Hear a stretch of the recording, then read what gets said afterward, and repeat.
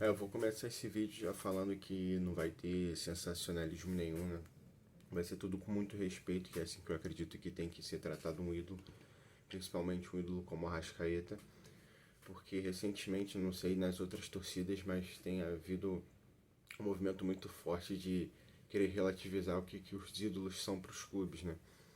De falarem que os ídolos vão e o clube fica, que você não torce para jogador, você torce para o clube, e beleza. Mas vocês têm que lembrar que o clube é feito de jogadores, né? São jogadores que passam pelo Flamengo que escrevem a história do clube, não é o escudo em si que vai construir sua história. Então eu não entendo isso, para mim é algo muito óbvio. Você não precisa diminuir um outro para exaltar o outro. Mas aí você pode dizer, pô, mas eles recebem muito bem para fazer o que fazem, né? Eles não jogam por amor ao clube, sim pelo dinheiro. Tá, beleza. O Alan também recebe muito bem para cumprir a função dele. Você acha que ele cumpre a função dele igual a Arrascaeta cumpre? Você acha que os dois têm a mesma importância para o clube? Se você falar que sim, você é um idiota, desculpa. Você tem que pensar, você tem que parar de seguir a opinião dos outros e pensar por um segundo e refletir o que você está falando. Então, eu repito, um ídolo tem que ser tratado de maneira diferente, sim. E não ser refém de jogador, não é isso que eu estou falando. Porque foi isso que levou o Barcelona para o buraco, inclusive. Renovando o contrato de jogadores velhos que não produziam tanto assim por gratidão eterna, né, pelo que eles conquistaram pelo clube, né, como foi o caso do Busquets, do Sérgio Roberto, do Iniesta e de vários outros, né. Foi renovando, Jordi Alba foi renovando o contrato e cada vez com vencimentos maiores, né, com salários mais altos. Aí veio a pandemia, o clube não resistiu e entrou nesse buraco que agora parece que está saindo. Eu não estou falando para o Flamengo fazer isso. Eu tô falando com a torcida, inclusive, né? Porque, agora falando de futebol mesmo, a Arrascaeta vem num mau momento, isso não é de hoje, né? Principalmente por conta dos problemas físicos dele, ele já não vem jogando, acho que desde 2022, com certa constância. Óbvio que ele é gênio, então tem seus lapsos, como foi o gol na final da Copa do Brasil contra o Atlético Mineiro, né? Com a perna ruim, inclusive.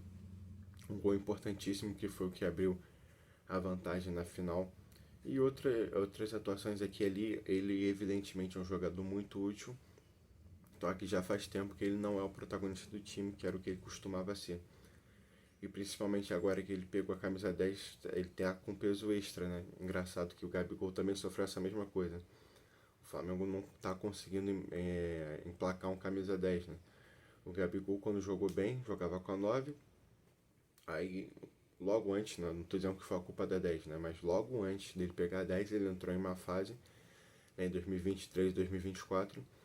O Arrascaeta já não vem tão bem assim há um tempo, e agora pegou a 10 e tá mal, né? Então, pode ser que a nossa 10 vá pro banco de novo, né?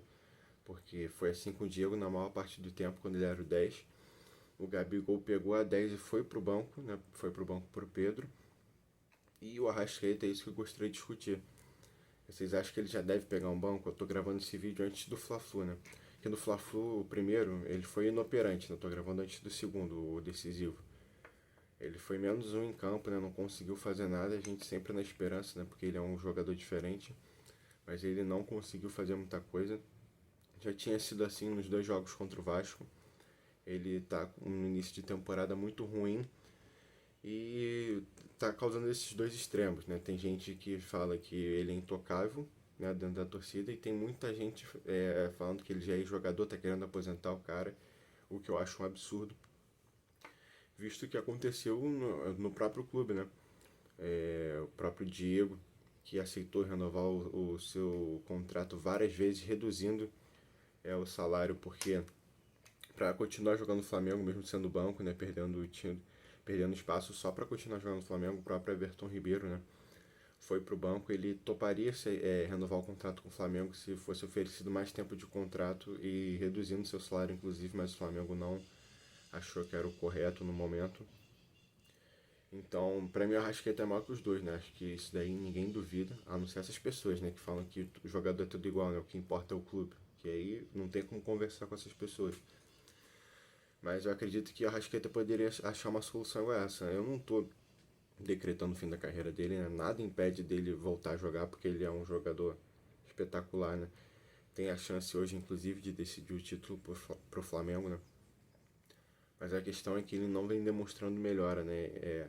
Na parte técnica, que sempre foi o que ele compensava, né? Porque a parte física dele sempre foi muito ruim, sempre foi muito prejudicada.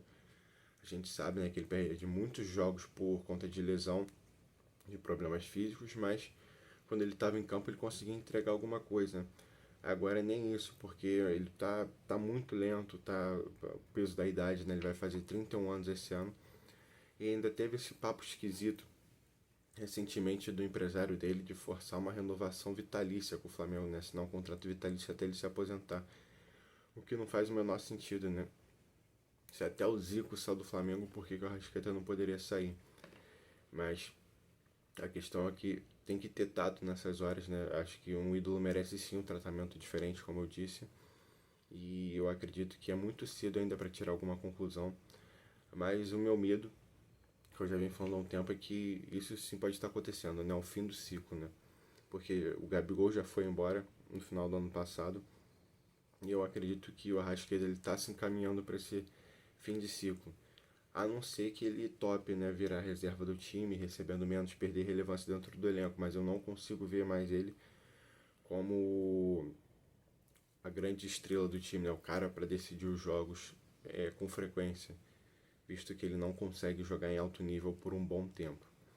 Mas diz aí, você ainda iria com ele para o jogo de titular hoje contra o Fluminense? Ou você acredita na volta por cima da Rasca? Comenta aí.